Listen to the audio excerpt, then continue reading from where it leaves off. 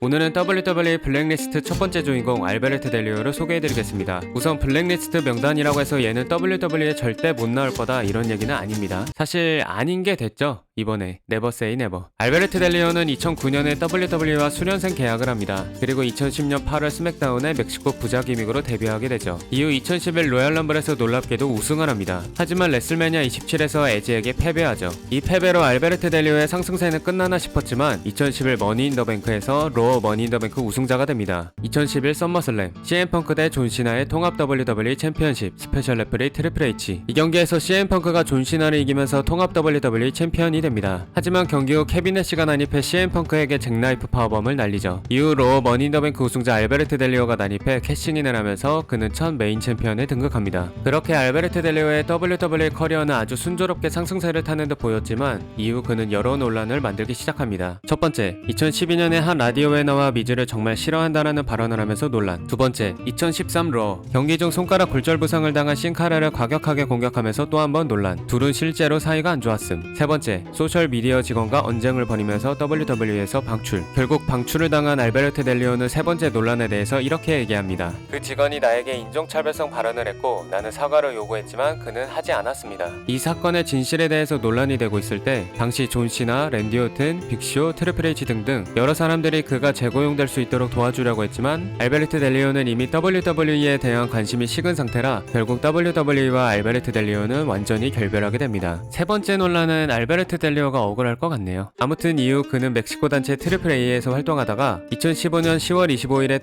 WWE에 깜짝 복귀합니다. 당시 WWE는 페이퍼브 헬이너셀에서 존 시나의 US 챔피언십 오픈 챌린지가 열렸죠. 그 도전자로 알베르트 델리오가 등장한 겁니다. 매니저 잭 폴터와 함께. 경기 결과는 놀랍게도 알베르트 델리오가 승리하면서 새로운 US 챔피언이 됩니다. 그렇게 알베르트 델리오는 WWE에서 다시 상승세를 가져가나 싶었지만 2016 로얄 럼블에서 칼리스토에게 패배해 US 챔피언을 뺏기고 이후 그리 좋지 못한 커리어를 보내게 됩니다. 자신이 생각한 것보다 좋은 대우를 받지 못한다고 느낀 알베르트 델리오는 결국 불만이 터집니다. 심지어 당시 여자친구였던 페이지와 다른 브랜드에서 활동한다는 점까지 불만사항이었죠. 그렇게 알베르트 델리오의 퇴사설이 돌던 도중 그는 웰니스 정책을 위반하면서 30일 출장 정지 징계를 받게 됩니다. 당시 델리오의 계약은 마침 만료될 예정이었죠. 시간이 지나 WWE는 그를 공식 방출합니다. 이후 알베르트 델리오는 또 한 번 여러 논란을 만듭니다. 첫 번째, IWRG에서 앨런 익스트림 선수를 술 마신 상태에서 폭행. 두 번째, 오스트리아 한 나이트클럽에서 패싸움을 벌여 경찰에 의해 연행. 세 번째, 임팩트 레슬링과 루차 언더그라운드가 공동 개최한 쇼에서 아무런 통보 없이 불참, 그리고 방출. 그렇게 그는 결국 그 어떤 유명단체도 받아주지 않는 신세가 돼버립니다. 혼자가 된 델리오는 엘 루차 리브레라는 신생단체를 직접 창설해봤지만 단 1년 만에 폐업하게 됩니다. 시간이 지나 알베르트 델리오는 또 한 번 큰 사건이 터지면서 논란에 휩싸였지만 결과적으로 무죄 판결을 받으면서 사건에서 풀려나게 됩니다. 그리고 현재 그는 UFC 스페인어 방송 해설자로 활동하고 있죠. 이렇게 여러 논란을 만들었던 알베르트 델리오. 그는 과연 WWE로 복귀할 수 있을까요?